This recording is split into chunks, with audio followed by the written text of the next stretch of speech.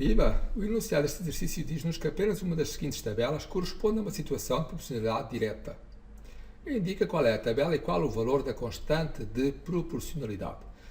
Antes de começarmos a fazer cálculos, vamos observar as três tabelas. E a primeira coisa que nós temos que ver é o seguinte. Para ser proporcionalidade direta, nós temos aqui, cada tabela tem duas linhas. E para ser proporcionalidade direta, ou as duas linhas sobem, ou o valor das duas linhas desce. Não pode nunca haver, numa tabela de proporcionalidade direta, uma das linhas cujos números estão a subir e outra linha cujos números estão a descer. Portanto, isso não pode haver.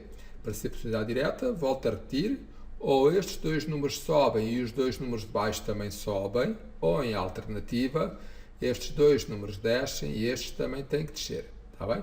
Não podem estar a subir e a descer.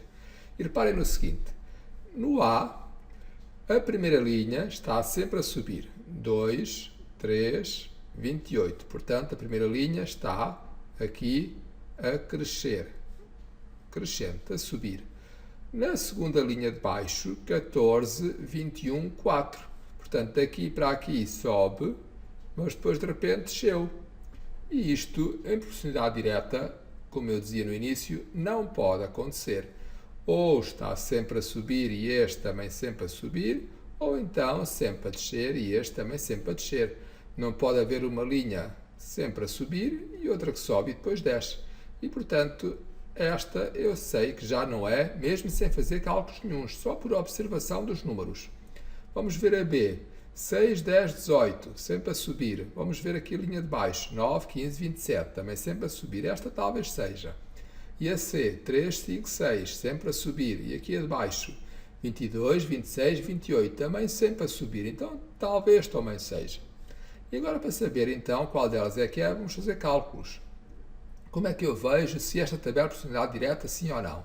É simples, é só dividir o número de baixo, e lembrem-se que é sempre o número de baixo, a dividir pelo número que está em cima. E, portanto, vou fazer isto para cada uma destas colunas. Vou começar aqui pela primeira coluna. Vou dividir o número de baixo, que é 9, a dividir por 6. E 9 a dividir por 6 vai dar 1,5. Passo para a segunda coluna, faço exatamente o mesmo. 15 a dividir por 10. Portanto, o número de baixo, que é 15 a dividir por 10, também dá 1,5. E agora passo para a terceira coluna. 27 a dividir por 18. E 27 a dividir por 18 também dá 1,5. Como este número é sempre o mesmo, significa que esta tabela é uma tabela de proporcionalidade direta. Esta já sabemos que não é, porque se o enunciado nos pede para indicar qual é a tabela, aqui não está o plural, está o singular, então se é qual é a tabela, já sabemos que só pode ser uma. Se eu já encontrei o resultado, ou seja, se eu já sei que é esta, é óbvio que não pode ser esta aqui, está bem? Uma vez que só pode ser uma, eu já encontrei, quer dizer que a solução terá que ser esta. Mas ainda assim, apesar de eu já saber que é esta, vou fazer os cálculos aqui para a tabela C. Na tabela C temos o seguinte, novamente, 22 a dividir por 3. E 22 a dividir por 3 vai dar 7,3. Deixa-me só colocar aqui um igual. 22 a dividir por 3 vai dar 7,3333, etc. Na outra coluna, 26 a dividir por 5 já vai dar 5,2.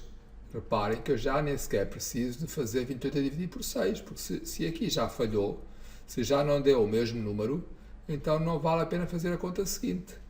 Eu já sei que esta não é. Portanto, a resposta certa será então a B. Esta é que é a tabela correta. E aqui ainda nos é pedido o seguinte, indica qual é a tabela, já está, é a B. E qual é o valor da constante? Então, o valor da constante a gente já calculou, é este 1,5.